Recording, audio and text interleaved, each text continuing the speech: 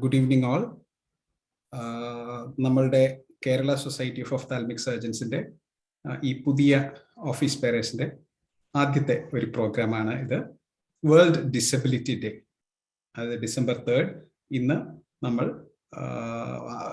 ഈ ഡിസേബിൾഡ് ആയിട്ടുള്ള, അതായത് വൈകല്യം ഉള്ള ആളുകൾക്ക് എങ്ങനെ കൈവല്യം നേടാം എന്നുള്ളതിനെ പറ്റിയിട്ടാണ് നമ്മൾ എപ്പോഴും ചർച്ച ചെയ്യുന്നത്. വൈകല്യം ഉള്ള ആളുകൾ, അത് നമ്മൾ വൈകല്യം എന്നുള്ളത് മാറ്റി നമുക്ക് അവരെ ദിവ്യാംഗരായി കാണുകയാണ് ഇപ്പോഴത്തെ ഒരു കാര്യം ചെയ്യുന്നത്. അപ്പോൾ ഈ ഒരു പരിപാടിയിലേക്ക് ഏവർക്കും സ്വാഗതം. നമ്മുടെ ഈ പരിപാടിയിൽ പ്രസിഡന്റ് ഡോക്ടർ അരൂപ് ചക്രവർത്തി സാറാണ് പ്രസിഡൻഷ്യൽ അഡ്രസ് പറയുന്നത്. അതിനുശേഷം നമുക്ക് എങ്ങനെ ഈ ഒരു വേൾഡ് ഡിസബിലിറ്റി ഡേയിൽ, ഇത്തവണത്തെ 2021 വേൾഡ് ഡിസബിലിറ്റി ഡേയുടെ മെസ്സേജ് തന്നെ how to make good leaders of the people with disability എന്നുള്ളതാണ്.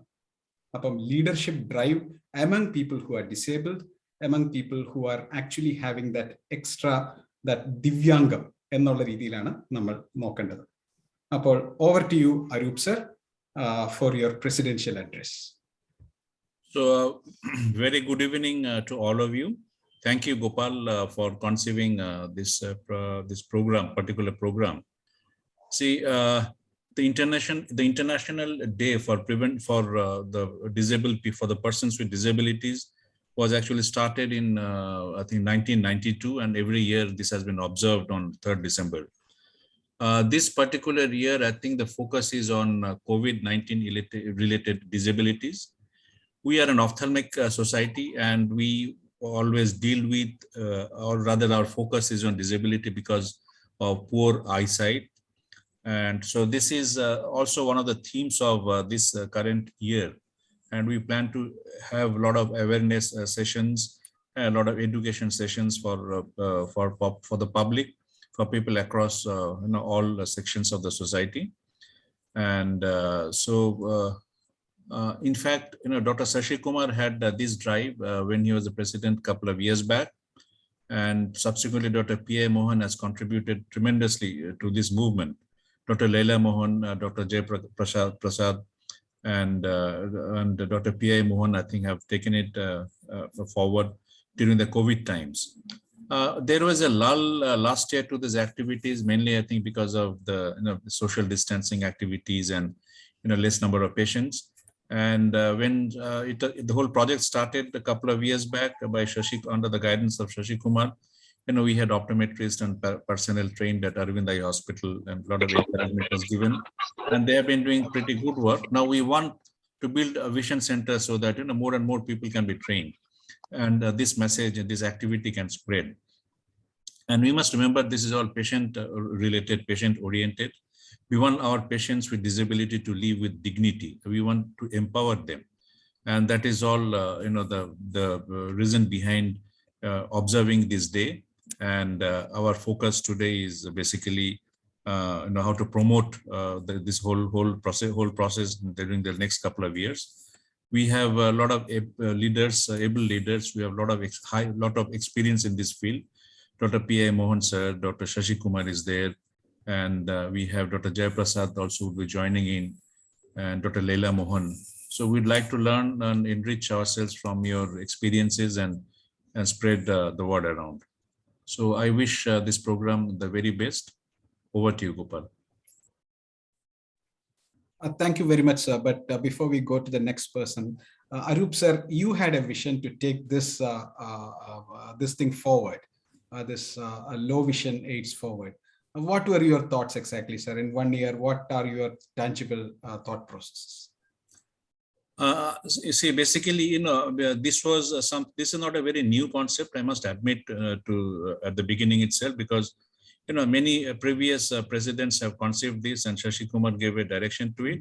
So this will come as basically, I mean, we are going to call it eye literacy, and there will be two subheadings to this. One is, of course, the low vision aid promotion, and then we have the non-communicable diseases aspect of it. In this particular situation, we would like to train more and more optometrists. in how to do the screening and how to get enhanced, how to spread the care. And we would like to bring them to the 3 centers which have already been trained under this scheme 2 years back when they had visited Aravind Eye Hospital.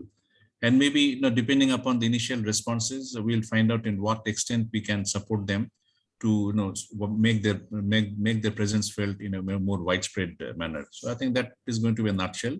In a nutshell, what I wanted to do for this. And again, Dr. Shashi Kumar will be heading this project for the next 1 year. So I will have a very detailed discussion on this topic when we present it to the executive committee during the next meeting.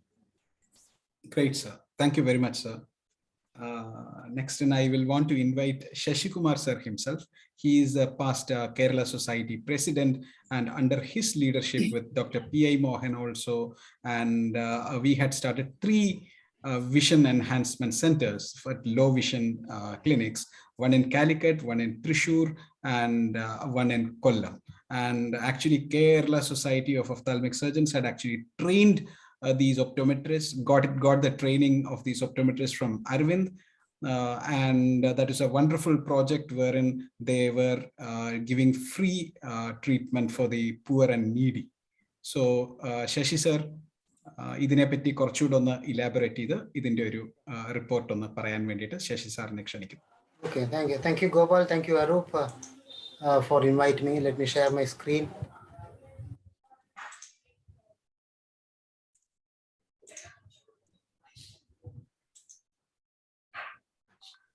See, KSOS 2018 ഇതിന്റെ തുടക്കം ഇട്ടതെങ്കിലും 2019 നമ്മൾ ഈ vision enhancement clinic എന്നുള്ള KSOS initiative start ചെയ്തത്. 2019 KSOSന്റെ theme was let us connect. That is, we want to connect with all the people in society involved in eye care delivery. So അതിനകത്ത് പബ്ലിക്കിന് വേണ്ടിയുള്ള അല്ലെങ്കിൽ ലോ വിഷൻ അങ്ങനെയുള്ള പേഷ്യൻസിന് വേണ്ടിയുള്ള ഒരു കോൺടാക്ട് മെയിൻറ്റെയിൻ ചെയ്യാൻ വേണ്ടിയാണ് നമ്മൾ ഇങ്ങനെ ഒരു പ്രോജക്റ്റ് തുടങ്ങിയത്. തുടക്കത്തിൽ നമ്മൾ what is low vision, what is visual impairment and what is low vision എന്നുള്ളതിന്റെ നമ്മളിത് ഒരു പബ്ലിക്കിന് അവയർനെസ് കൊടുക്കാൻ വേണ്ടി നമ്മളിങ്ങനെ ഒരു സ്ലൈഡ് പ്രിപ്പയർ ചെയ്തിട്ടുണ്ടായിരുന്നു. ലോ വിഷൻ എന്ന് പറഞ്ഞു കഴിഞ്ഞാൽ 618 അല്ലെങ്കിൽ 660 or field of vision less than 10 to 40 degree with the best possible correction, the better eye. Blindness is less than 3/60 or field of vision of less than 10 degree. Visual impairment എന്ന് പറയുമ്പോൾ ഇത് രണ്ടും കൂടി ഉൾപ്പെടുന്നതാണ് വിഷ്വൽ ഇമ്പയർമെന്റ്.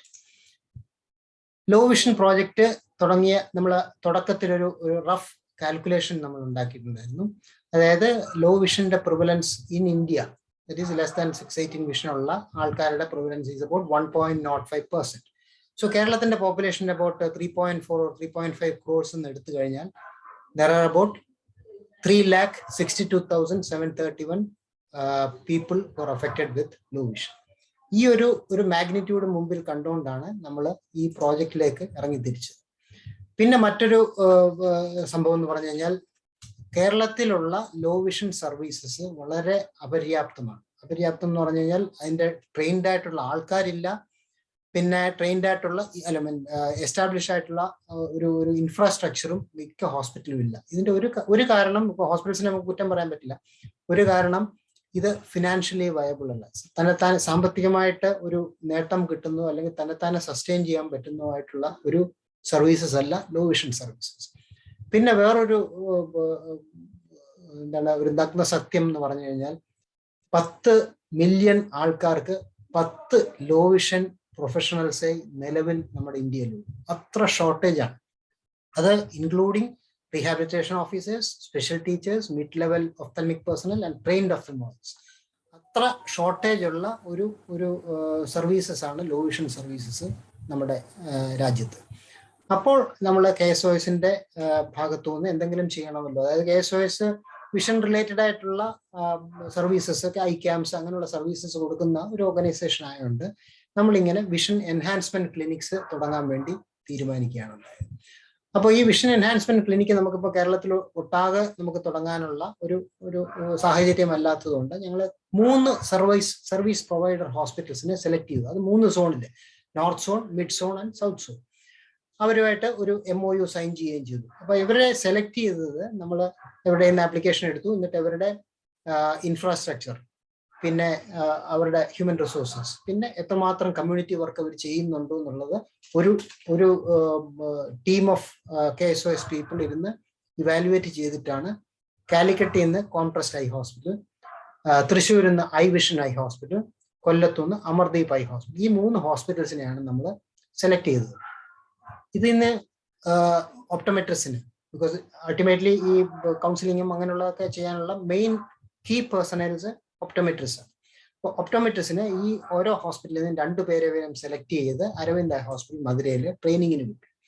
KSOS ആണ് ഇതിന്റെ training complete, ചെലവ് complete വഹിച്ചത് KSOS ആണ്.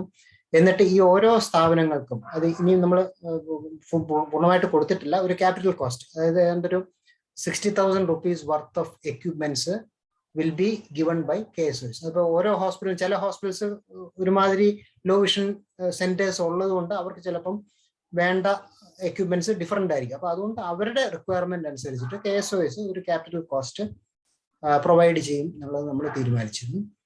പിന്നെ ഈ ട്രെയിൻഡ് ആയിട്ട് വരുന്ന ഒപ്റ്റോമെട്രിസ്റ്റിനെ കൊണ്ട് മറ്റ് ഒപ്റ്റോമെട്രിസ്റ്റിനെ നമ്മൾ, അതായത് ആ ജില്ലയിലോ അല്ലെങ്കിൽ ആ ഏരിയയിലോ ആ സോണിലോ ഉള്ള ഒപ്റ്റോമെട്രിസ്റ്റിനെ ട്രെയിൻ ചെയ്യാനുള്ള ഒരു പ്രോഗ്രാമും ഉണ്ട്. Then the other thing was that there will be an earnest effort from our side, from the KSOS side and from the ophthalmologist and from the hospital side, to subsidize the cost of low vision. അതായത് സാധുക്കളായിട്ടുള്ള BPL ലെവലിലുള്ള low vision പേഷ്യൻസിന് അവർക്ക് വേണ്ട ഈ law vision AIDS നമുക്ക് ആരെ കൊണ്ടെങ്കിലും subsidise ചെയ്ത് കൊടുപ്പിക്കാനുള്ള ഒരു പ്രോജക്റ്റും KSOS വിഭാവന ചെയ്തിരുന്നു. ഒപ്റ്റോമെട്രിസ്റ്റിന്റെ ട്രെയിനിങ്ങിൽ അരവിന്ദിൽ അവർ ചെയ്തതെന്ന് പറഞ്ഞാൽ, optometrist should understand the impact of low vision in visually impaired patient. ആ ഒരു ട്രെയിനിങ് ആണ് അരവിന്ദിൽ അവർ കൊടുത്തത്. And the optometrist should gain knowledge on various low vision aids. Then we should make them to enable them to provide comprehensive low vision care. ഈ ഒരു training ഒക്കെ അരവിന്ദിൽ കൊടുത്തിട്ടുണ്ട്. And also to gain knowledge in vision rehabilitation. ഈ 4 component base ചെയ്തിട്ടാണ് അവിടെ experts ഈ selected ഒപ്റ്റോമെട്രിസ്റ്റിന് training കൊടുത്തത്.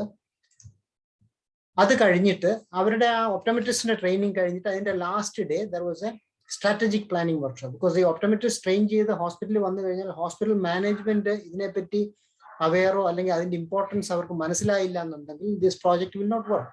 So what we did was that we trained the doctors from these 3 hospitals, optometrist and the managers, administrative wing, അവരെ എല്ലാം ലൈക്കോയിൽ മധുരയിൽ നമ്മൾ meet ചെയ്ത്. And the strategic planning, the aim was to enhance low vision centers in the hospitals, to make the decision makers aware of the importance of low vision. അത് വളരെ പ്രധാനമാണ്. ഹോസ്പിറ്റലിലെ administrative അല്ലെങ്കിൽ അവിടുത്തെ ആരാണോ അതിന്റെ തീരുമാനം എടുക്കേണ്ട അവർക്ക് ഈ ലോ വിഷൻ സർവീസസിനെ കുറിച്ച് ബോധമില്ല എന്നുണ്ടെങ്കിൽ, അവർക്ക് അതിനെപ്പറ്റി അവയർനെസ് ഇല്ല എന്നുണ്ടെങ്കിൽ ഈ പ്രോജക്റ്റ് വിൽ നോട്ട് വർക്ക്. അപ്പോൾ അത് ഒരു ഇമ്പോർട്ടൻറ്റ് പോയിന്റ് ആയിട്ടാണ് ഞങ്ങൾ നടത്തിയത്. പിന്നെ we want to tell them, the administrators and the decision makers, that this project, the low vision center alone will not become self-sufficient. Some aid should be there for these vision enhancement clinics, but the training was important so that they will realize that there will be a value addition to the institution. ഒരു എത്ര വലിയൊരു eye hospital ആണെങ്കിലും ഇങ്ങനെ ഒരു സർവീസസും കൂടെ ഉണ്ടെങ്കിൽ മാത്രമേ അത് കോംപ്രിഹെൻസീവ് ഐ സർവീസസ് ആവുള്ളൂ. There are clippings from that training workshop, and these are the people who attended the strategic planning workshop in Aravind. And ഈ വിഷൻ എൻഹാൻസ്മെന്റ് പ്രോജക്റ്റ് അതിന്റെ ഒഫീഷ്യൽ ഇനാഗുറേഷൻ പ്രശസ്ത കവിയും ഗാനരചയിതാവും സംഗീത സംവിധായകനും ഒക്കെ ആയ ശ്രീ കൈതപ്രം ദാമോദരൻ നമ്പൂതിരി കാലിക്കറ്റിൽ വെച്ച് ജൂലൈ 11 2019 ജൂലൈ 11 ഒഫീഷ്യലി ഇനാഗുറേറ്റ് ചെയ്തു. ഈ വിഷൻ എൻഹാൻസ്മെന്റ് സെന്റേഴ്സിന്റെ ഫങ്ഷനിങ് ഇതാണ്, ഈ 4 കാര്യങ്ങളാണ് നമ്മൾ തുടക്കത്തിൽ ഉദ്ദേശിച്ചേക്കുന്നത്. അതായത് ഈ വരുന്ന രോഗികളെ ഇവാലുവേറ്റ് ചെയ്യുക, അവർക്കൊരു പ്രോപ്പർ ഡയഗ്നോസിസ് ഉണ്ടാക്കുക, അവർക്ക് ലോ വിഷൻ ഡിവൈസസിനെ കുറിച്ചുള്ള കൗൺസിലിംഗ് കൊടുക്കുക, and dispensing low vision aids available there. അത് കഴിഞ്ഞിട്ട് ഇപ്പൊ ഫർദർ നമ്മൾ എന്താണ് ഉദ്ദേശിക്കുന്നതെന്ന് പറഞ്ഞു കഴിഞ്ഞാൽ ഇവരെയൊക്കെ use of non optical digital resources, computer അല്ലെങ്കിൽ മൊബൈൽ, അതൊക്കെ എങ്ങനെ യൂസ് ചെയ്യണം എന്നുള്ളത് സ്പെഷ്യൽ ട്രെയിനിങ് കൊടുക്കണം, സോഫ്റ്റ്വെയർ ട്രെയിനിങ് കൊടുക്കണം. Then ultimately we have to train them for rehabilitation, that is mobility and activities of daily living. ഇതിപ്പോ ഇനിഷ്യൽ പാർട്ടിലെ തുടക്കത്തിലെ നമുക്ക് ഇതൊരിക്കലും ഈ വിഷൻ എൻഹാൻസ്മെന്റ് ക്ലിനിക്സ് വഴി നമുക്ക് കൊടുക്കാൻ സാധിച്ചെന്നിരിക്കുന്നത്. ഒന്ന് രണ്ട് ചില ഹോസ്പിറ്റൽസിലൊക്കെ അത് അതിനോട് അടുത്ത് വന്നിട്ടുണ്ട്. പക്ഷെ KSOS അൾട്ടിമേറ്റ്ലി നമ്മൾ ഉദ്ദേശിക്കുന്നത് ഈ 3 സെന്റേഴ്സിനും ഈ ഒരു റീഹാബിലിറ്റേഷൻ വിങ് കൂടെ അവർക്ക് തുടങ്ങാനുള്ള ടെക്നിക്കൽ നോഹൗ KSOS വഴി കൊടുക്കണം എന്നുള്ളതാണ് നമ്മൾ ഉദ്ദേശിക്കുന്നത്. കൊല്ലത്തും അവിടെ നമുക്ക് തുടക്കത്തിൽ 2019 നമുക്കൊരു അവയർനെസ് പ്രോഗ്രാം, പബ്ലിക്കിനുള്ള അവയർനെസ് പ്രോഗ്രാം ഒക്കെ അന്ന് കൊല്ലത്ത് കൊടുക്കാൻ സാധിച്ചിട്ടുണ്ട്. പക്ഷെ പിന്നീട് ഈ കോവിഡ് വന്നപ്പോഴത്തേക്ക് അതൊക്കെ നമ്മൾ മുടങ്ങിപ്പോയി. തൃശ്ശൂരും വളരെ നല്ല രീതിയിൽ ആ പ്രോജക്റ്റ് നടക്കുന്നുണ്ട്. കോംട്രസ്റ്റില് because of their numbers they were able to cater to a bigger number of patients.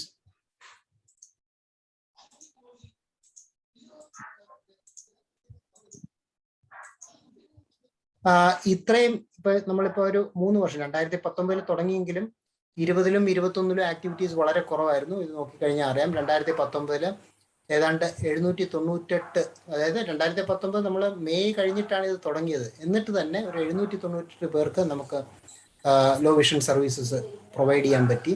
2020 ആ നമ്പർ കുറഞ്ഞിട്ടുണ്ട്. 2021 ബിക്കോസ് ഓഫ് ദാറ്റ് ആ കോവിഡിന്റെ സെക്കൻഡ് വേവ് ഒക്കെ വന്ന് വളരെ ഷട്ട് ഡൗൺ ഒക്കെ വന്നതുകൊണ്ട് ആ നമ്പേഴ്സ് കുറഞ്ഞിട്ടുണ്ട്. ബട്ട് സ്റ്റിൽ ഓവറോൾ നമ്മൾ ഈ ഒരു 3 വർഷം കൊണ്ട് ഏതാണ്ട് 1818 പേർക്ക് ലോ വിഷൻ സർവീസസ് നമുക്ക് പ്രൊവൈഡ് ചെയ്യാൻ പറ്റിയിട്ടുണ്ട്. ഇനി എന്താണ് ഉദ്ദേശിക്കുന്നതെന്ന് പറഞ്ഞു കഴിഞ്ഞാൽ awareness programmes for optometrist, ophthalmologist, patients and relatives. അപ്പൊ നമ്മൾ ഉദ്ദേശിക്കുന്നത് ഈ 3 ഹോസ്പിറ്റൽസിനെ നോഡൽ സെന്റേഴ്സ് ആക്കുക. ഓരോ സോണിലുള്ള നോഡൽ സെന്റേഴ്സ് ആക്കിയിട്ട് അവിടെയുള്ള ട്രെയിൻഡ് ഒപ്റ്റോമെട്രിസ്റ്റിനെ വെച്ചുകൊണ്ട് ആ ഡിസ്ട്രിക്റ്റിലോ അല്ലെങ്കിൽ ആ സോണിലോ ഉള്ള ഒപ്റ്റോമെട്രിസ്റ്റിന് നമ്മൾ ട്രെയിനിങ് കൊടുക്കുക. ദെൻ ഡിസ്ട്രിക്ട് ഒഫ്തൽമിക് ക്ലബ്സ്, ഇപ്പം നമുക്ക് ഒരു 8-9 ഡിസ്ട്രിക്ട് ഒഫ്തൽമിക് ക്ലബ്സ് ഉണ്ട്. അവരെ ഇൻവോൾവ് ചെയ്തിട്ട് അവിടെയുള്ള ഒപ്റ്റോമെട്രിസ്റ്റിനും അവിടെയുള്ള മറ്റ് സർവീസ് പ്രൊവൈഡേഴ്സിനും ഒക്കെ നമുക്ക് ട്രെയിനിങ് കൊടുക്കാൻ പറ്റും. ഓഫ് കോഴ്സ് റീഹാബിലിറ്റേഷൻ സർവീസസ് നമുക്ക് തുടങ്ങാൻ സാധിക്കണം.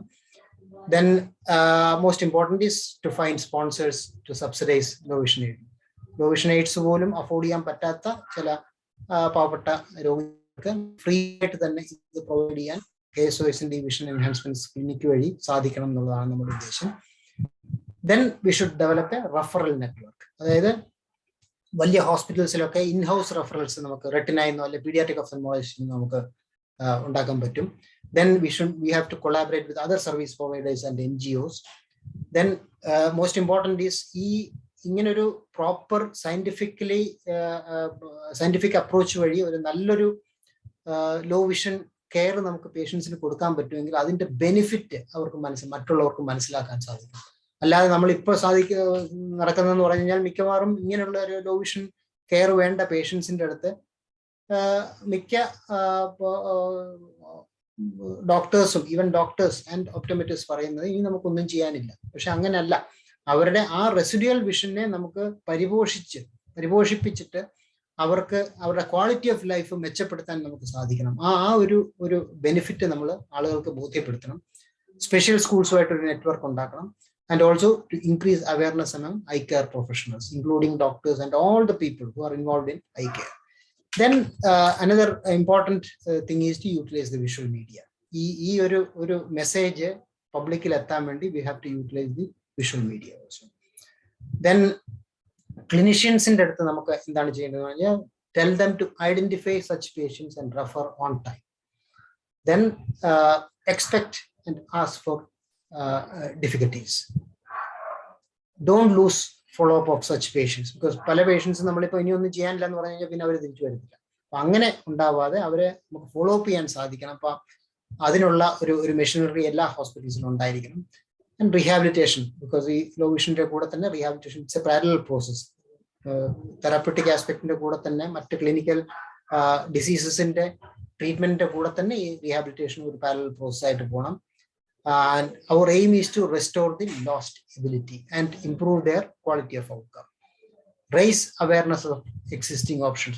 പലപ്പോഴും നമുക്ക് ഇപ്പൊ ലേറ്റസ്റ്റ് ആയിട്ടുള്ള ഇപ്പൊ അരവിന്ദിൽ ഒരു ക്യാമറ അവർ ഡിവൈസ് ചെയ്തിട്ടുണ്ട്, ബ്ലൈൻഡ് പീപ്പിളിനെ ഹെൽപ്പ് ചെയ്യുന്ന ഒരു ക്യാമറ. അപ്പൊ അങ്ങനെയുള്ള എക്സിസ്റ്റിംഗ് ഓപ്ഷൻസിനെ കുറിച്ചുള്ള അവയർനെസ് എല്ലാവർക്കും ഉണ്ടാകും. And don't give up when the treatment fails. That is a message which we want to convey to all the clinicians involved in eye care delivery. Thank you.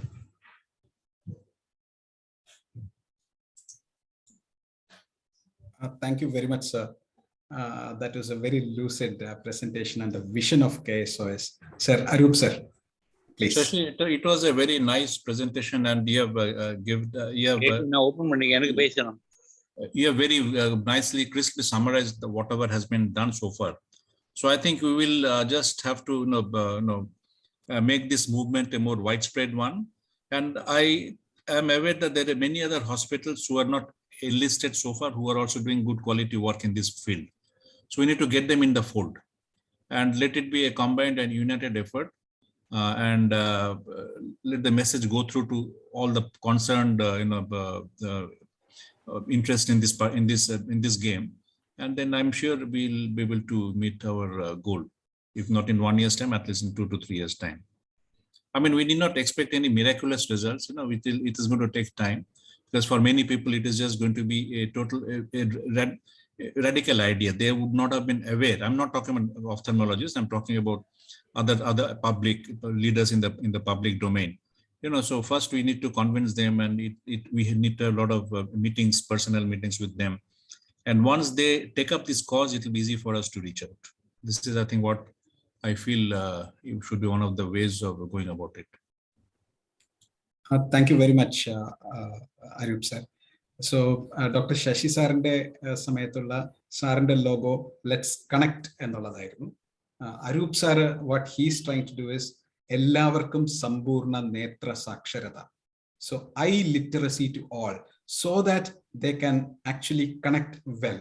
So ഈ ഓരോ പ്രസിഡൻസിന്റെയും ഓരോ thought process is all connected to actually improve the situation.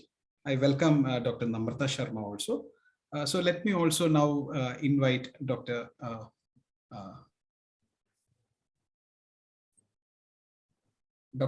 Mini Matthew.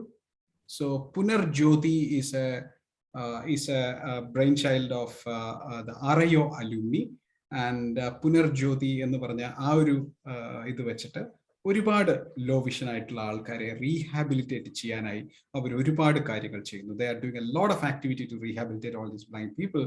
And over to Dr. Mini Matthew to talk about that and show a small video clipping to demonstrate what is going on there. Over to you, madam.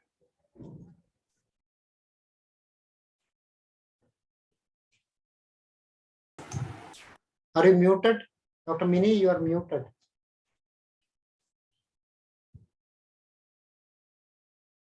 We can't hear you. Am I audible? Hello. Sir. Yes, sir. Sir. Punarjyoti is the brainchild of Dr. P.S. Girija Devi, and it was started in 2019, and has done plenty of work, lot of work. Training also is done.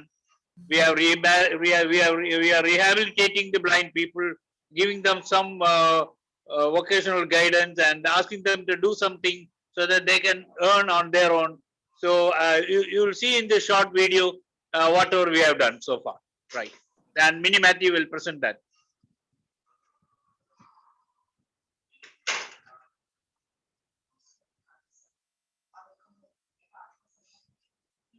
Mini.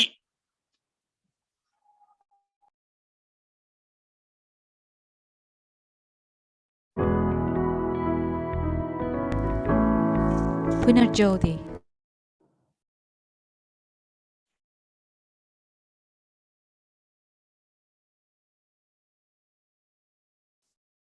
Mini madam, I think the video has stopped playing. Can you do it once again, please? Can you share it once again? Relighting the lamp within, dispelling the darkness of despair with rays of hope and willpower. What is the role of an ophthalmologist? It is definitely far away from signing a disability certificate. As a beacon of hope, Punarjyoti was started by RIO at Trivandrum Alumni Association and the Government of Kerala in 2019. aiming at the comprehensive rehabilitation and integration of the visually challenged into the mainstream of society. Government has provided space in RIO campus for Punajodi to function. The expenses are met by the alumni members and philanthropists. Training in self-reliance is given to white canes, mobility trainers, community skill lessons, NVDA software and vocational training. Often we forget the ability to see is a true blessing. Its true value, seldom recognized and respected. Here, we provide you a golden opportunity to empower a marginalized population. The students were given training in paper bag making. Molds were made for their purpose and orders are received for paper bags. They even print their bags using the screen printers. We introduced a music class for the empowerment of those interested. It was a real success. Keyboard, tabla and guitar all by blind teachers. ദേവി ഞാൻ +2-നാണ് പഠിക്കുന്നത്. എനിക്ക് പഠിക്കാനുള്ള സഹായങ്ങൾ ഒരുക്കി തന്നത് പുനർജ്യോതിയാണ്. പുനർജ്യോതിയിൽ നിന്നും ലഭിച്ച digital magnifier ഉപയോഗിച്ചാണ് ഞാൻ പഠിക്കുന്നത്. We invite you to join us in this venture for the upliftment of the visually challenged.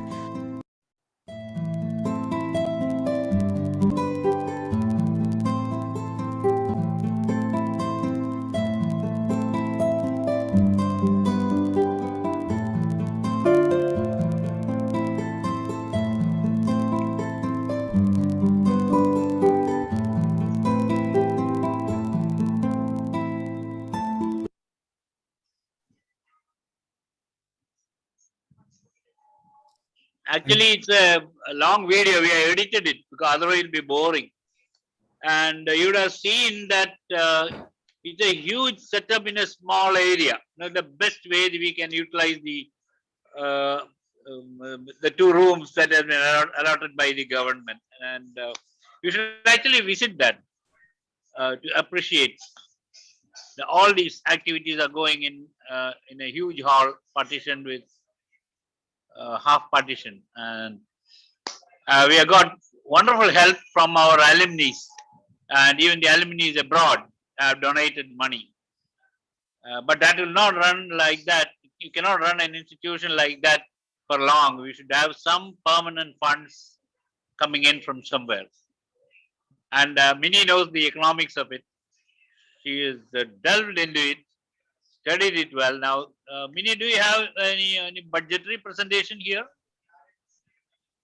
No, no, right. Okay. Shall we at least,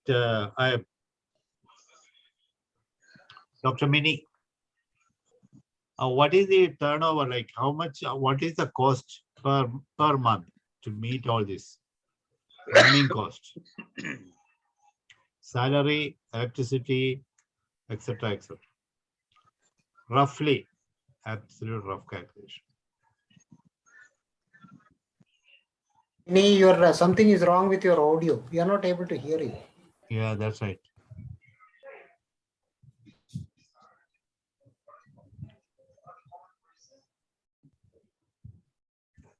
No, we can't hear. Actually, anybody else having the same information, I think, can contribute. Dr. Madhavan, sir?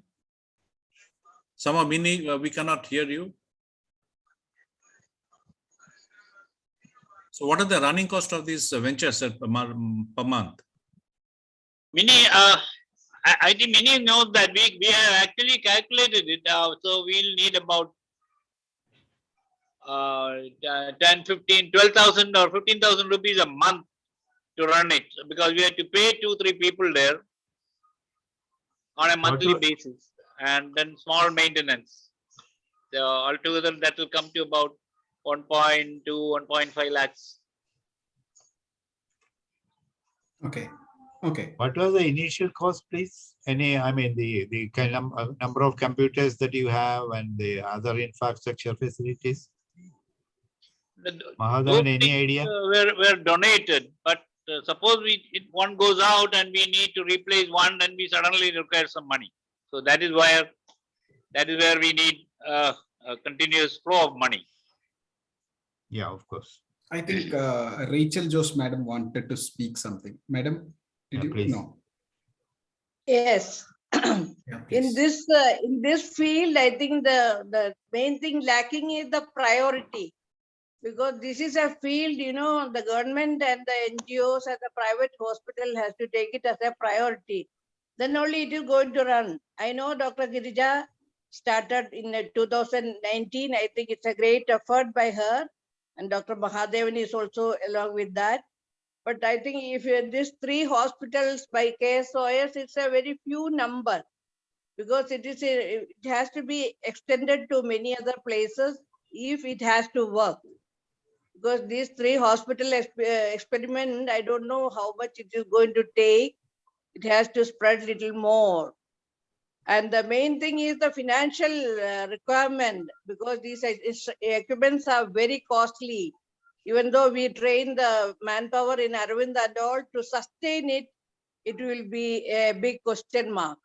So we have to sit with the government. More effort is to be required to have a stability in this field. Thank you, Madam. Your points are well taken, Madam. I think we will work in that direction. Try to get more information, you know, the volume of work that is involved and what would be the, you know, monetary, you know, requirements. And then I think we will, you know, after getting armed with all this information, we will make a more effective plan. Thank you. I think Dr. Aroop's leadership will be very helpful, especially in this field. I think it's highly essential to have a priority in this field. All of us are in the game, Madam, together. All of us are involved. I'm very happy to be the president this year, and, you know, whatever I can, you know, but there have been stalwarts who have been doing it, and they have to pitch in completely, you know, within this. I know.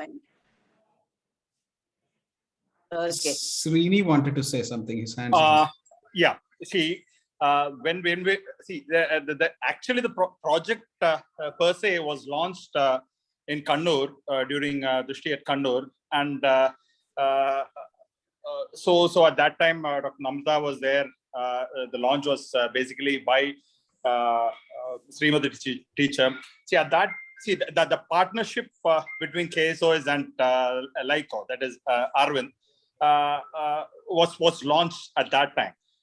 So when we started thinking about the project, see why we started thinking about the project was that we were really finding that, see, there is a definite lack of facilities for managing this low vision people, and we could see, like, even those with a lot of money in the bank, they didn't know what to do with their parents and all who have become blind, maybe end-stage glaucoma. See, the focus was basically in a low vision on the children, but that category of older age people with end-stage glaucoma, pedia, lost ones was not there. So that's this was the thought process behind having the say we had tried to contact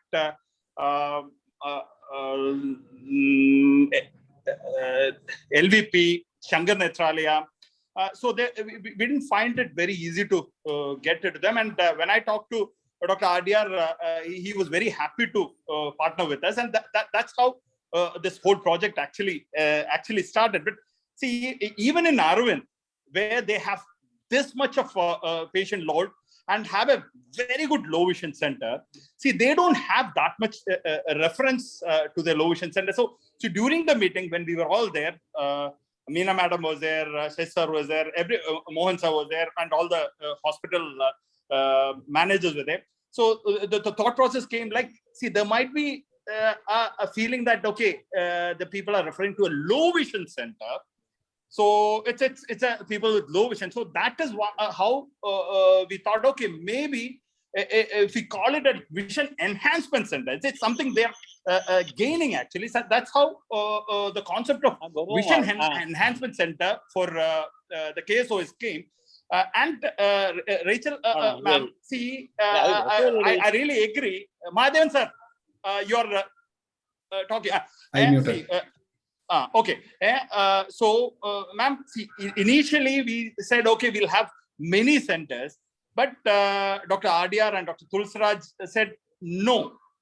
See, we have to start with a few centers, find out how it is going, and develop it.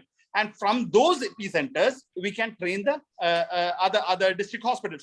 So in between this COVID came, otherwise under Mohan's leadership, it would have really spread to other districts.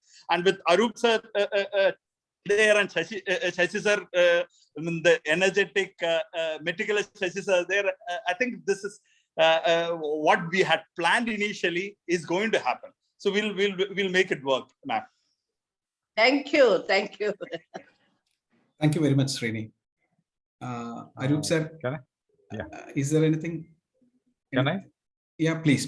Yeah. Please. Yeah, now just like Srini told, no, because of this COVID thing, actually, this focus has slightly shifted, because our priorities, like Rachel Madam said, we are not giving priority to LVA that much. So when our own existence of the hospitals and financials, all those things were at risk, our focus completely shifted away from LVA. So now I think are again back on track. So probably from last 2 months, I think again the LVA cases are picking up. And what I have seen practically in my center is that even many of our doctors are not in the habit of referring actually. Though we have had so many classes, they are not into the habit of it. So that habit has even our own doctors, forget references from outside. If the own doctors from the hospital itself, if they start referring, I think there should be a huge number. Yeah. So I think now, like Srini was saying, we should from now onwards definitely under the leadership of Dr. Arup, and then Dr. Shashi is already there. So I think we can pick up from here. See, Anup, I agree with you that, I think the doctors should not be our entire focus. They have a lot of other commitments and all that, so expecting them to. So I feel that the paramedical people, you have a category of people, select some good people from the optometrists, among the other counselors and others, who will easily identify the patients that are in requirement of services from this particular clinic and then coordinate with them. So we need to have a separate wing, we just cannot, what I feel is, just give diffuse responsibilities, in an amorphous plan. So, 2-3 people in one hospital, not doctors. Of course, one doctor will be in charge, but I'm talking about the mid-level guys and the people who implement it actually, So they have to be at a different level, and they have to be trained, and they have to get the commitment for a longer period of time. We'll look into it, Anup, and we'll value your feedback. Yeah.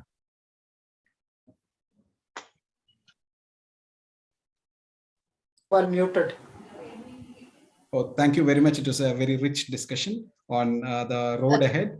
Now let us move on to hear from Dr. Namrata Sharma, the Secretary of the All India Ophthalmic Society and Professor of Corneal Services, the All India data on low vision and the strategies that have been planned to help reduce the low vision load. Over to you, madam.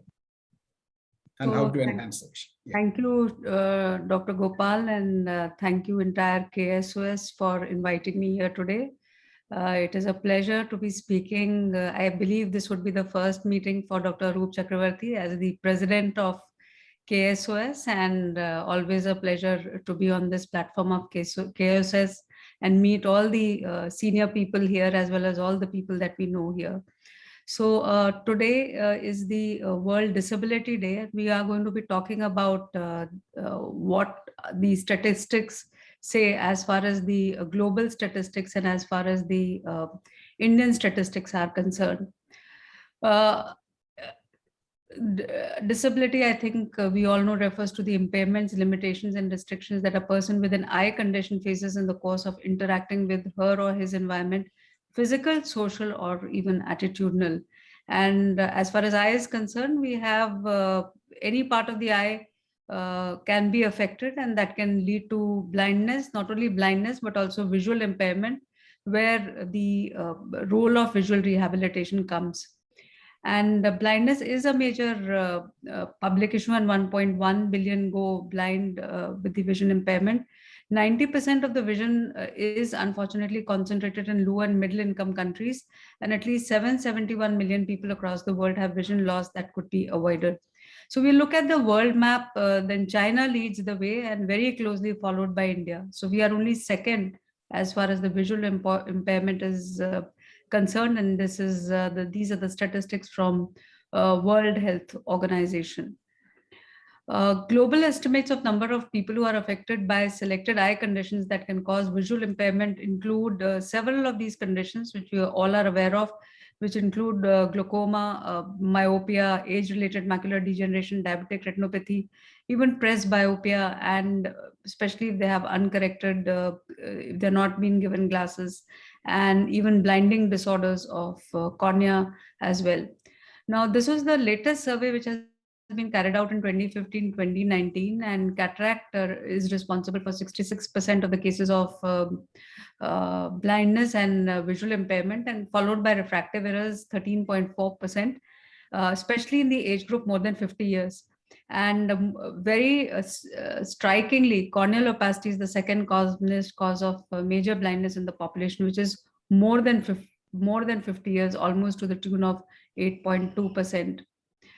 There are several consequences. We all know that 3 times more likely these people are to be unemployed, 3 times more likely to be involved in motor vehicle collision, 3 times more likely to suffer from depression and anxiety, and twice are more likely to have a fall while walking. And it is important to assess the availability of the eye care services, identify the need and the gaps, provide high quality and affordable eye care services, inform people about eye disease prevention and care, and educate about importance of regular eye exams. 81% of the visual impairment could be avoided if diagnosed and treated early, and is actually needless blindness or needless reason why we should have visual impairment. 1.4 million children could benefit from vision rehabilitation, and of course there is a lot of economics which could be saved with appropriate eye care services. Now, this survey, which was done from RP Center Ocular Community Ophthalmology Department, led by Dr. Praveen Vashisht and his team, looked at 32 districts selected in 1 lakh population for prevalence of blindness and visual impairment. And these were the districts which were selected randomly. In the state of Kerala, I think Thrissur was the one which was selected, and very close to that is also Virudhunagar. So this would the data from here would be representative of the Kerala state, more or less. Blindness, of course, now we know the blindness definition has changed. Earlier, it was less than 6/60 as per the Indian criteria. But now, like WHO says, it is world over the same, presenting visual acuity less than 3/60 in better eye. There is a difference between presenting visual acuity and the best corrected visual acuity. Visual impairment, of course, is presenting visual acuity less than 6/18 in the better eye. And WHO has further classified it into early visual impairment, where according to WHO, the presenting visual acuity should be less than 6/12 in the better eye. Then you have severe visual impairment, moderate visual impairment, and this is functional low vision. Functional low vision mainly refers to best corrected visual acuity, which is less than 6/18 to PL positive in the better eye. After excluding all treatable causes, notice that this is not presenting visual acuity. This is best corrected visual acuity. Now, why these terms are important? Because functional low vision is something which cannot be treated and needs visual rehabilitation, but moderate severe visual impairment is something which is treatable or avoidable, and so measures have to be focused accordingly. And that is why WHO has given a different term for that. If you look at the prevalence of blindness and visual impairment in 50 plus population, the blindness figure is close to 1.9%. Severe visual impairment is about 1.96%, and the functional loss of vision occurs in 1.03%, or this is something which cannot be corrected at all. And if you look at by gender, notice that everywhere it is the females in all categories of visual impairment and blindness, the females outnumber the males. And if you look at by age groups, again, as expected, 80 plus years have the highest prevalence, close to about 11.6% as compared to all the other age groups. But this is a little important. The blue bar here indicates the national average of the prevalence of blindness. That means presenting visual acuity less than 3/60 in the better eye. So these were not corrected, but they just presented. So anything which is below, on the left side of this, compares well. And notice that Thrissur is 1.1, which means that Kerala is doing fairly well. And anything above this is above the national average and not doing so well, which is happening more in the states of Uttar Pradesh and Rajasthan.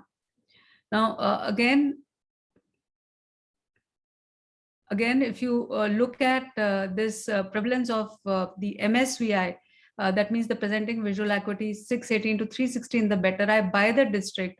This is the national average, which is at 11.8.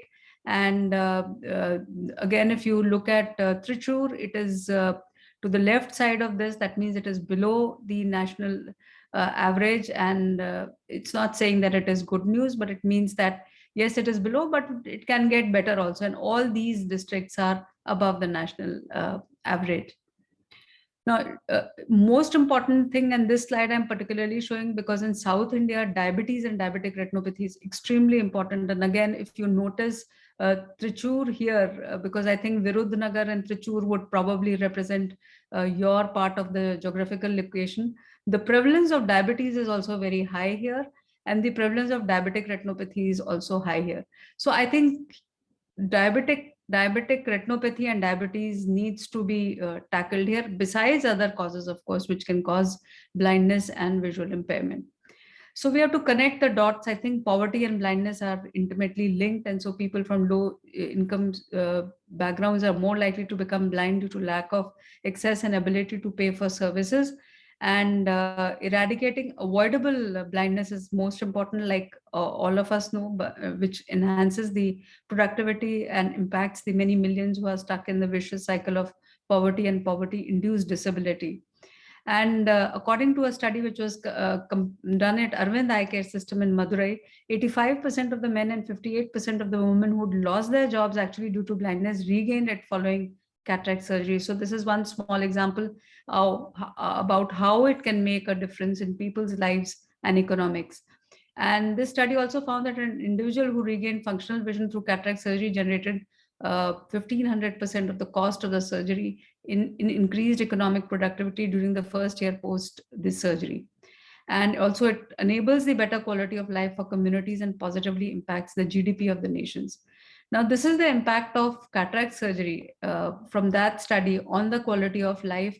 And notice that there is a remarkable change in the quality of life, which is very much expected, whether it is daily activity, economic activity, mobility, or psychological and social aspects, as you compare the yellow bars with the blue bars. So it is important that we do invest in preventing blindness. The sad part of it is that the government is not taking any measures to invest in this area. And it is more of a social responsibility, mostly comes out of donations and people who want to donate or who want to do charity. So I think this model, social model, should be shifted and converted to a healthcare model where actually the government helps to complete this mission of rehabilitating the visually impaired and the blind. And this would help to bring about a social change and in all spheres of life as far as India is concerned. And I think it has to be done at all levels of community, whether it is at tertiary care with the specialized hospitals and the clinics, or at the secondary healthcare with integrated and coordinated in-hospital, inpatient and outpatient settings across medical specialties, or at primary healthcare where it should be integrated and coordinated in the primary care, or at the level of the community where the eye care should be delivered in homes, schools, and other community settings wherever it is possible. I think very nice video was shown just prior to my presentation on how these things are being taken up even at community level by everyone and by people. And I think where can we ask for help? So I also went through who are helping in this. So I was very happy to know that Christopher Blind Mission is particularly is helping in this. and also gives grants for grants in this area to set up the centers or to set up the hospitals or centers for for visually impaired, and to procure, more importantly, to procure devices for them at subsidized costs or at very low costs. Even World Health Organization is helping in this. Unfortunately, the Ministry of Health and Family Welfare has not taken up any initiative in this. I think Dr. Rachel Jose ma'am is here, and she can also enlighten us. But from what I could find today, and have been trying to find out in the last few days also, that Ministry of Health and Family Welfare has not taken up any initiative. In fact, they referred us to Ministry of Social Justice and Empowerment when team from RP Center went to inquire specifically for this low vision aids and visual rehabilitation, which is being tackled by Dr. Suraj Sanjaman and Dr. Praveen Vashish, both from community ophthalmology. So I think we need to do advocacy here, and I'm sure Kerala State Ophthalmic Society has been a leader, has been a torch bearer for so many activities, and will be so even for this, as far as the government advocacy is concerned. So I think we really need to work on it, and thank you very much for your kind attention. And again, I would like to thank KSOS, Dr. Gopal, Srini, Dr. Arup Chakravarti, and the entire organizing committee for organizing this program, because it is time for everybody to introspect and think how to take it forward. So thank you very much.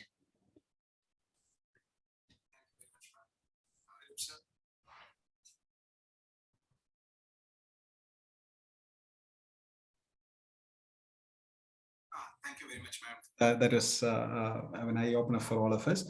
I think the Ministry of Social Justice is actually looking into the disability rather than Ministry of Health. Yeah. Rachel Jose ma'am, am I right? Yeah. Actually, as we speak today there Madam, is you are this muted, function. madam. Rachel, madam, you are muted. Today there is this function in Delhi, which is basically giving awards to a lot of people who are disabled. When I was in the ministry, I tried my best to put it in as a part of the ministry, but I was told by the Ministry of Health Joint Secretary that this cannot be taken because it is not under the purview of Ministry of Health and Family Welfare. It is under the purview of Social Welfare Ministry. So we can't do much about it because they won't agree, because it is not under them. No, but we can always talk to the Ministry of Social Justice and Social. Yes. Yeah. That can be done. That can be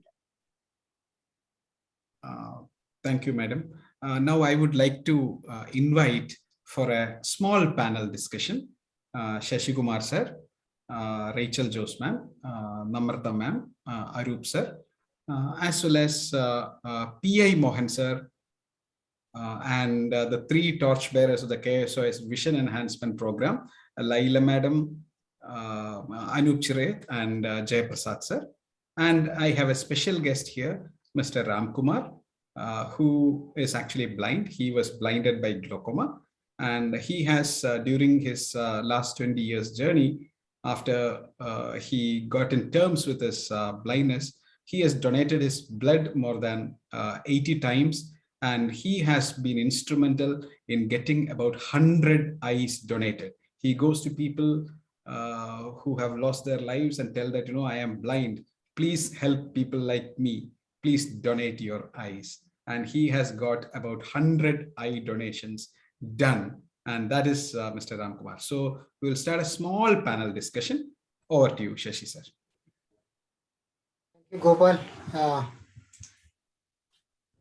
Now, this vision enhancement clinics of KSOS, Rachel madam said that these are only three, and Srini explained what we are planning to do. So what can the NGOs, is there any NGO that is, other than Christopher Blinton Mission and other people, is there any NGOs in the local, at least in Kerala, who are more involved in this blindness related activities? Rachel madam, do you know anybody like that? I think we should take help of very good eye hospitals like Angamali, Little Flower Hospital, and Chaitanya Hospital, Trivandrum. They are the, I think they can be a best source instead of asking some local non-ophthalmic NGOs. These two hospitals, in my knowledge, I don't know much about the northern part of Kerala, but these two people can be involved in this, and I think they can do a lot. How many centers are there in, at least in Kerala, where proper vocational rehabilitation is given? Is there any idea? Mohan sir, do you have any idea, sir? No, I don't have any idea. Actually, we had one in college areas, you know. Yeah, we had. Then it had to be wind up. It was especially for women, and we used to take a batch and stay there for about 2 years, give them some vocational training, and then when they go back home, we build workshops for them, and then supply raw materials, and the finished goods we used to collect and then sell, and then the profit was given to their bank accounts. It doesn't work now. I don't think it exists. Like Punarjani, I was just thinking about Shashi, like finance is the only problem. No, finance is not the main problem. Not the only problem. I think it is finding out personals. It is going to be tedious, slow, and you have to have a lot of patience with all these kind of projects, because I've been heading one for the last 15 years ago for another, 1 or 2 decades. See, the thing is finding out personals who will be interested in it. Like we have got 3 centers now. And actually the break was given by COVID. Otherwise, probably we would have done better. And some of our step was taking other optometrists and trained in these centers would have come out. Now this, I was just looking at that after that Punarjani, I've seen that video in our KSOS annual conference as well as now. Finance, as far as KSOS is concerned, we have registered under total AA. As according to the income specifications of the registration of society, 85% of the income has to be spent in that particular year, or maybe you can defer it as, in 1 or 2 years with the permission of the income tax commissioner or something like that. So can we at least, we have donated 1 lakh to Punarjani in Trivandrum in the last conference. Yes, that's a very good option. Is there any chance of developing such a center in the northern part of Kerala? Srini is there, Comtest is there, or maybe some other institute can come forward with the help of KSOS or without the help of KSOS. Just a food for thought. Because unless it comes around like the full light, attaining the, as Gopal and Arup puts it, like literacy to the blind people, where Punarjani, I think, is a role model now. Can we duplicate it somewhere in North Kerala?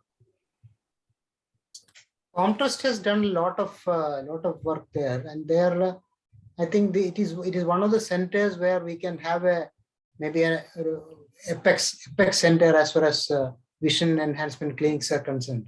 May I, regarding Comtest, that the issue with Comtest is that the problem with the lack of space. See, that is our main issue. Like the OP goes to 1,000, 1,200 and all. The space is not enough. See, for setting up the low vision or vision enhancement project, we had to actually create a space.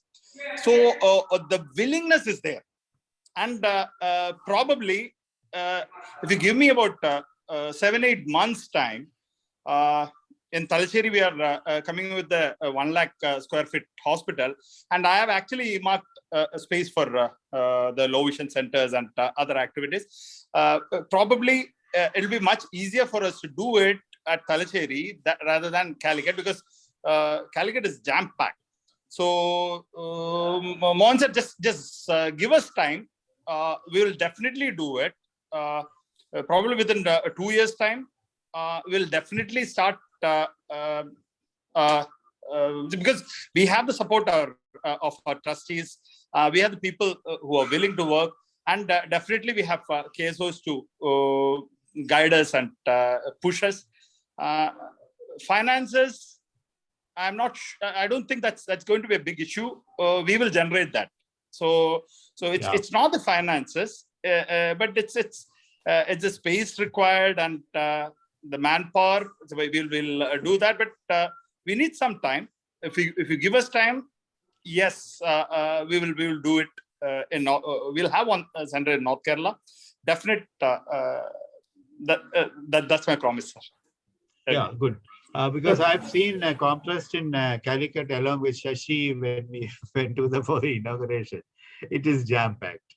So I was just suggesting Laila and the administrators were there that why don't you have a separate building or something along with the border of the side. Then there's a no, the look of the hospital will go and all that. Not just so that, sir. Legal issues. It's near a.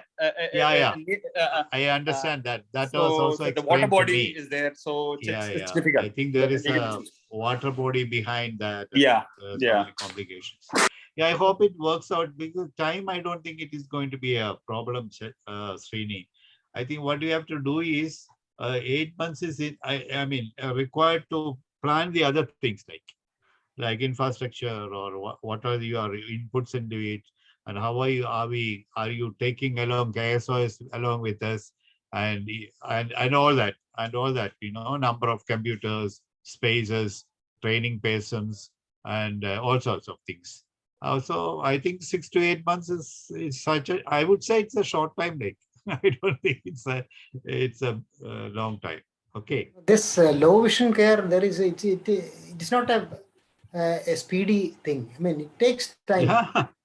So we cannot expect miracles in 2 months or 3 months. Another thing is that we already have got 3 centers where we have got trained people.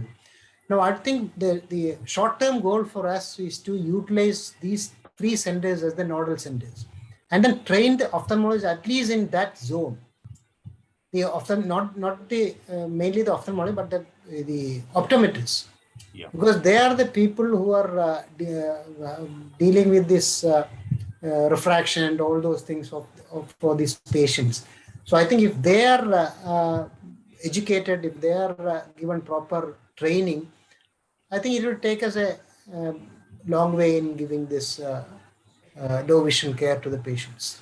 Absolutely, Shashi. I was just thinking about Arup has pointed out that the doctors don't refer the needy, patients with low vision to these particular centers. I was thinking, just tagging along with your current reference to the training of the optometrist. I think they are the actual people who will know whether the patient's vision can be enhanced or not. So they actually can sort of counsel the patients when they check the vision and then say there is something like this which is available for you before. You don't have to take the entire burden to the doctors. The optometrist level, yes. So in that case, this is for Gopal and Arup, you probably can have a session for the optometrist in low vision care and things like that in one of the CMEs or something like that. No, okay, thank you, sir. This is already under consideration. I had mentioned this during my inaugural address. See, basically, it is a KSOS project we are talking about. In what way KSOS can pitch in, help alleviate the condition, not individual hospitals. So, Shashi, I just want to come back to you that you mentioned some figures. So, is it possible for us to go about in a systematic and a methodical way to find out, what is the burden in different districts? All right, and then we focus on, instead of a district which is not well accessed and not many people around that area. So districts with greater density of such patients, patients who require the services of a vision enhancement clinic. So I think that can be done as a background work, and based upon that we can further take it forward. So that is number one. Then second thing is, I mean, see, we are just viewing all these projects as 1 year project and extend it. See, because I went through the presidential process for the last couple of years and then realized that most of these programs which are going to have a big impact on social issues cannot be taken care of in just 1 year's time. So that is the reason it has to be carried forward. These have to be long-term projects. And that is the reason we decided the Shashi's project has to be carried over, and then subsequently Sai and then Thomas. So this is going to take time. I mean, training a large number of people, because optometrists you train today, they leave the center, they go to the Middle East or they get married and they sit in an optical shop. So just training 2-3 optometrists is not going to work out. We need to have a good the number of optometrists or similar people who are trained in this direction. So I think we have to draw out or sit on the drawing room, and make a plan and long-term plan that in 2 or 3 years down the line, what is the problems that we're going to face and how much we expect to cover. I think the statistics was published by the Kerala government. I mean, it was available in the Kerala Disabilities .in or something like that. How many years back was that, sir? I mean, that must be around 2 or 3 years back. After that, I don't know. Recently, I searched for the data, but I couldn't access that this one. So we'll try our best to access the data and then try to update. Yeah, because that is, they give that district-wise visual disabilities and things like the number of persons and all that. So initially, when we planned, we thought we would be able to utilize that data and then contact the district level ophthalmologist who is working in the government service and incorporate our services along with them. But COVID has come in between and then it didn't really work out. We'll think about rolling once again, sir. And then again, Rabru, this is not a 1-year project. I don't think you should take it. It's an ongoing. This is a KSOS. As long as KSOS is there, this project has to be there. Only thing that the person who will be sitting in the chair will be different. That's all.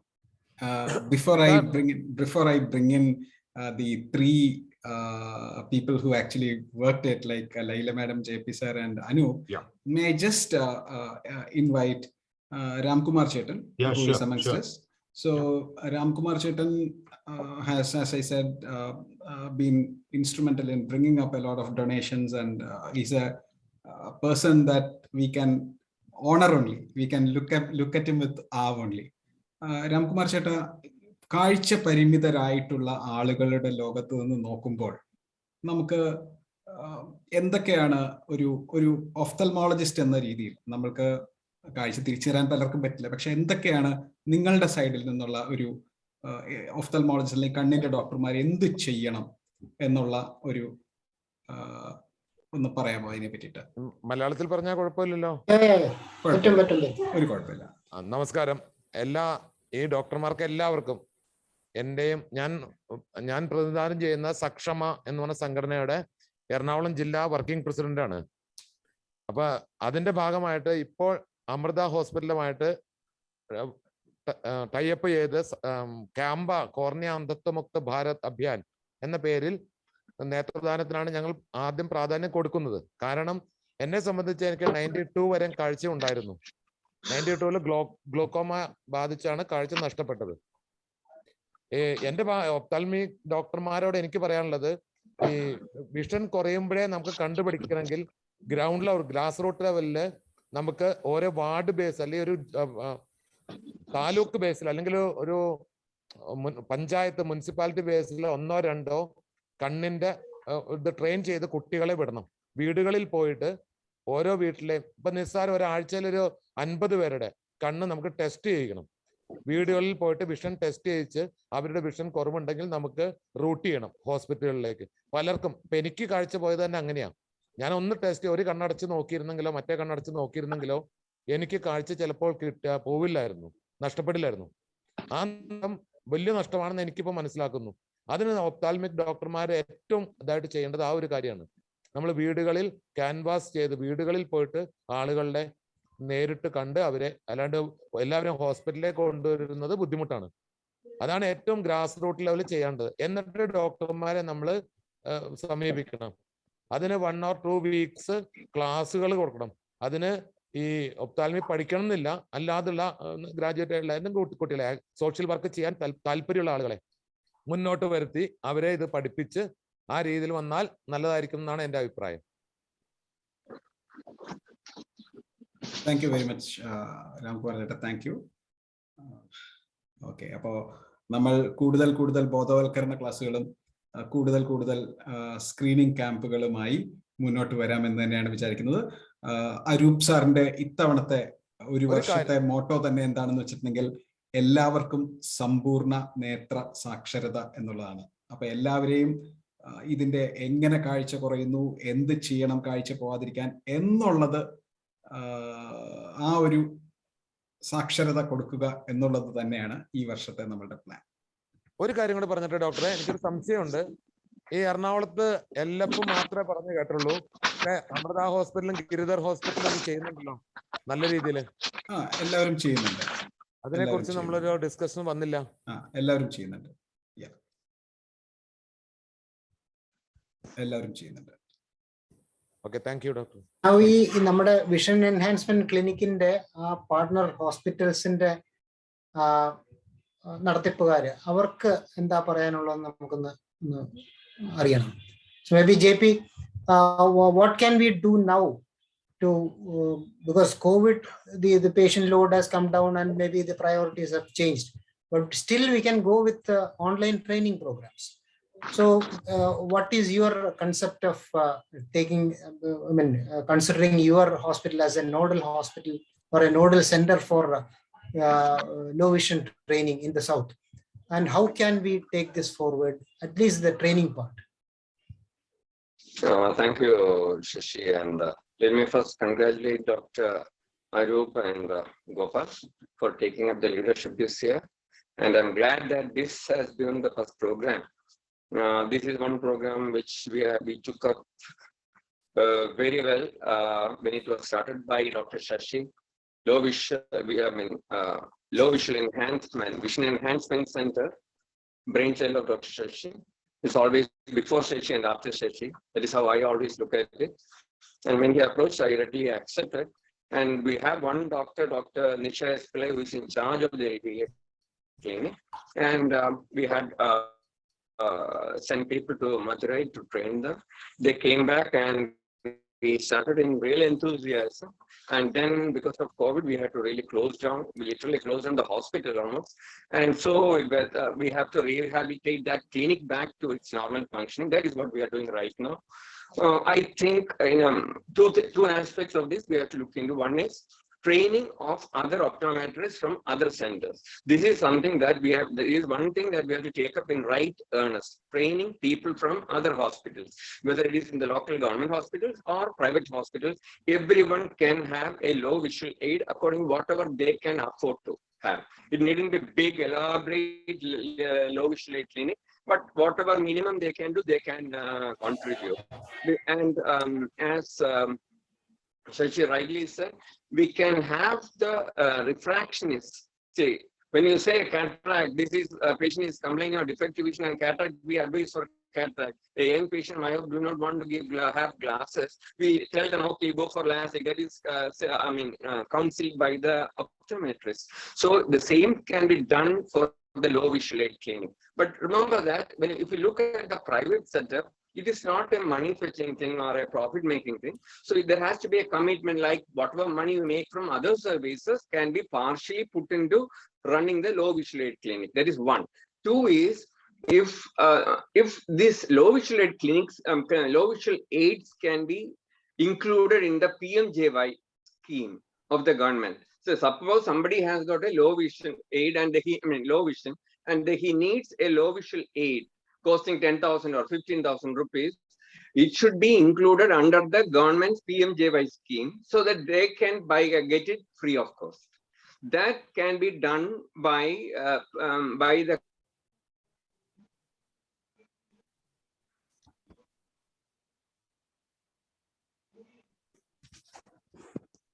I think we lost JP.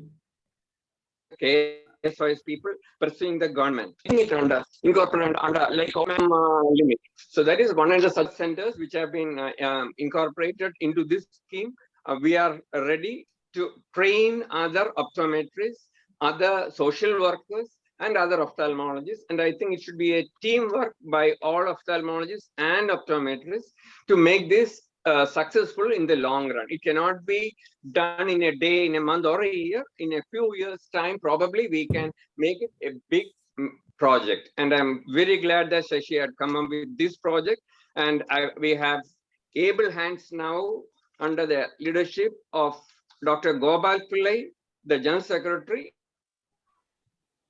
and of course, supported well by Dr. Arup to carry it forward. Thank you.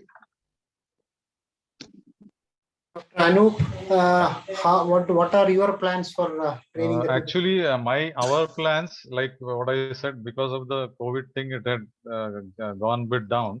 So first priority is to improve our own activities. Because, I mean, as a nodal center, I think we should set an example.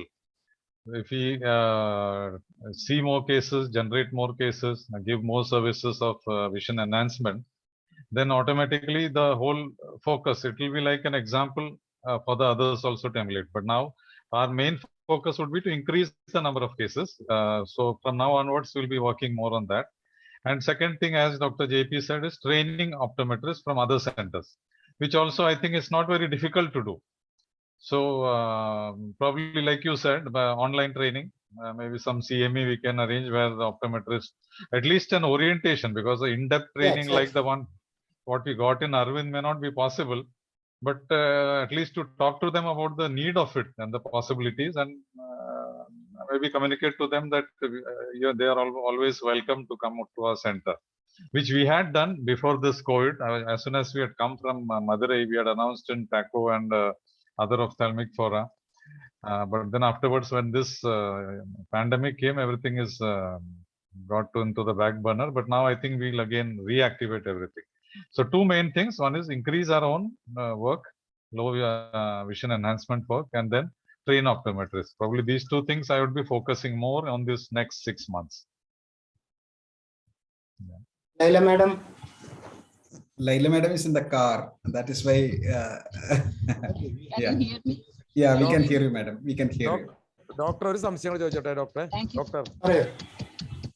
Doctor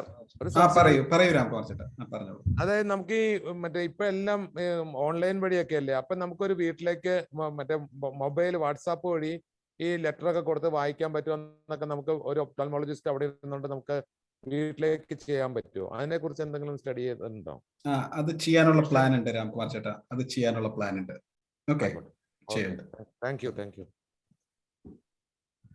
Okay, Laila can join us. Yeah. Yes. Let me first of all congratulate Dr. Arup, and I appreciate that it's really great that the first meeting has been on such an important field, and as Rachel madam said, the priority has to be given to this field.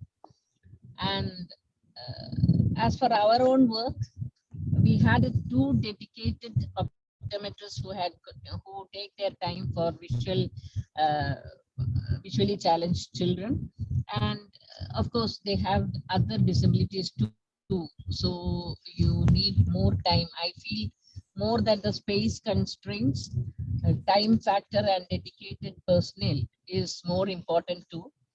And as Dr. Jayaprasad was saying, we can train others who online too nowadays. Even if COVID has gone, I think that is another one way to go for some time now. Online training is possible, but we very much want some more rehabilitation activities in our place, which we are lacking.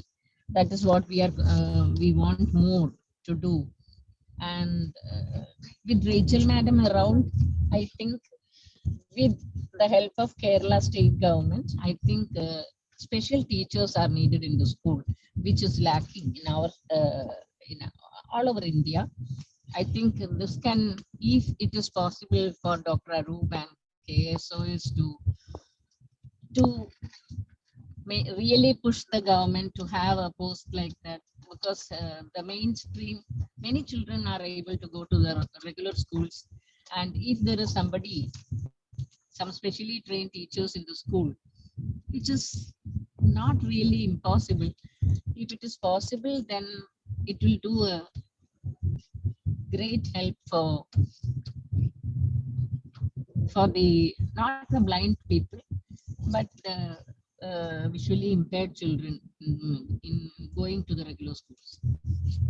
So in our hospital, we want to do something more for rehabilitating these children, these patients, occasionally also. And of course, during COVID times, we have been doing much less than what we had been doing. And really, I appreciate Mohan sir for carrying on this venture, Dr. Shashi, who has taken up this and given priority to this low vision vision enhancement clinics. And I hope we can do something more for rehabilitating them also. We have not been able to completely give cost, free of cost for all patients who come naturally. It is mainly the cost of whatever they are buying, mainly the prismatic lenses or other devices. Actually, they were supposed to attend the low vision meeting in Arvindai Hospital, Chennai. But due to floods, it has been cancelled. Our optometrists who had been trained in Arvindai Hospital. Hope we can do much more. And we are planning to have more. We are on the way to enhance our infrastructure. We hope we can make a standalone low vision center also, if everything goes as planned. Thank you. Thank you, Dr. Leila. See, I think after having heard the whole discussion, what I feel is we need to broad base the training infrastructure. I am aware that there are many other hospitals where the optometrists have not been trained in this particular way, I mean, low vision aid at Aravind, but they are also doing very good work. So I think we'll write to some of these hospitals and ask them whether they're willing to join in the overall the grand scheme of things that KSOS has envisaged. And then so from 3, we may even go up to 10 to 12 training centers. And that way the access for training will be much more. And, the interaction also maybe, will happen to a, in a more busy atmosphere. So I think this is something that we also need to give our, thoughts to. And of course, initially, of course, in all these groups of hospitals, they will have to have an interaction, so that, they basically travel the same path, the way they promote, the low vision aid practice and equipment that is being used and the training slides that are being used. So I think in a very short period of time, we can have more number of training centers springing up all over Kerala. And so why does one have to go to Aravind Hospital in Chennai? One can go to Tirunelveli, isn't it? I mean, we can always have an understanding with them that, it could be Tirunelveli for those who are in South Kerala, those who are in Central Kerala, maybe Coimbatore will be more useful for them. So that way, we need to look into the convenience of the participants and, take away these kind of, the natural disasters, floods and other things that are coming up, and ensure that our training program for our own personnel do not get hampered.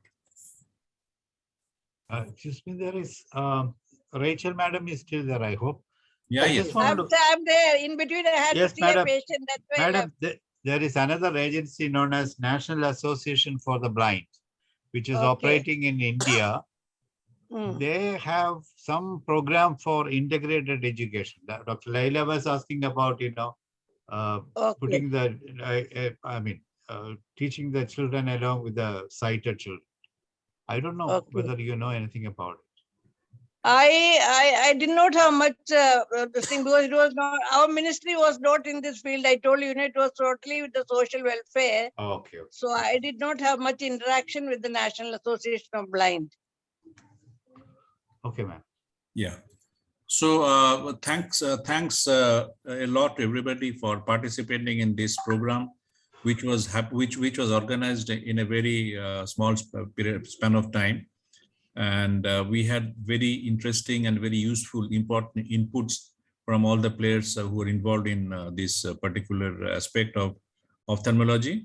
And we will draw up a plan, and we will share all the details that have come up during the subsequent meetings, and just try to ensure that we have maximal participation from all the hospitals interested in treating patients with low vision. So with these words, Gopal, would you like to tell something? No, sir. Thank you very much.